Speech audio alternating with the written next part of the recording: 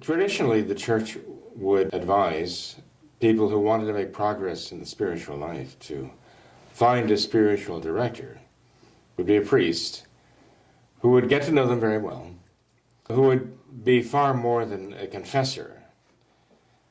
People can go to confession, as they must, and receive the sacrament of penance, receive absolution, but the confessor might change, the person might not necessarily go to the same confessor all the time.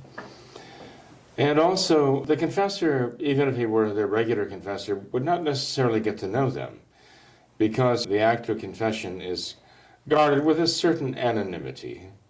Even in closed circles where the priest might recognize the voice or certain characteristics, there would be usually the confessional screen, which would obscure the identity of the person who was confessing. So the idea of the priest getting to know the individual very well, getting to know the person's character and struggles and predominant fault and so on, would not ordinarily be possible simply by going to confession to someone. When someone chose a priest to be the spiritual director, he would be looking for someone who would be knowledgeable about the spiritual life and have a certain degree of, well, at least in the eyes of the one choosing him, a certain degree of holiness or a love for God, A person would choose someone who would have faith and hope and a genuine love for God, wisdom and the prudence to direct the soul, but also be willing to speak as he would.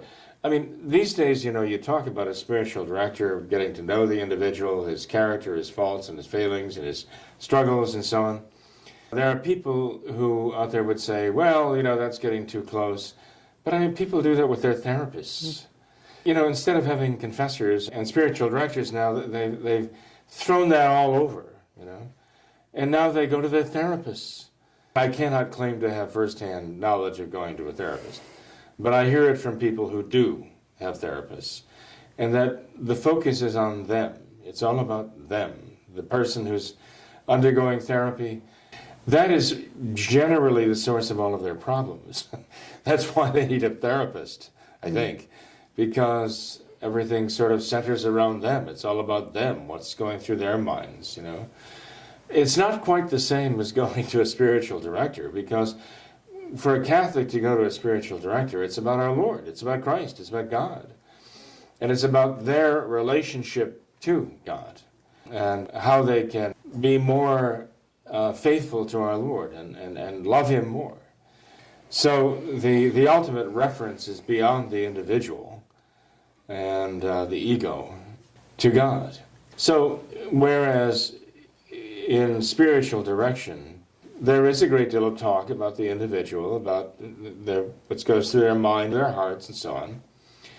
It really is the true therapy in the sense that it is looking to kind of tune up the soul, as it were, to enable the soul to make progress, to help the individual overcome obstacles standing in the way of their spiritual progress.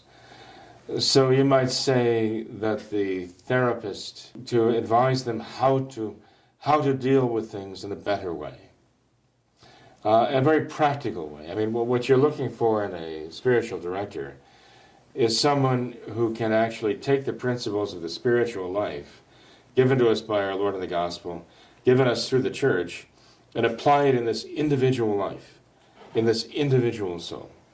Of course, this involves time to get to know a soul that well and to be able to analyze what the problems are and what the solutions are, and to advise, to be a constant advisor and coach of the individual spiritually. It takes a good deal of time, and that's why it's difficult to find a good spiritual director in these days, because I'm talking about traditional Catholic priests here. One would not go to a Novus Ordo priest for spiritual direction because they themselves need spiritual direction to get out of the Novus Ordo, the new order, and to return to the traditional faith.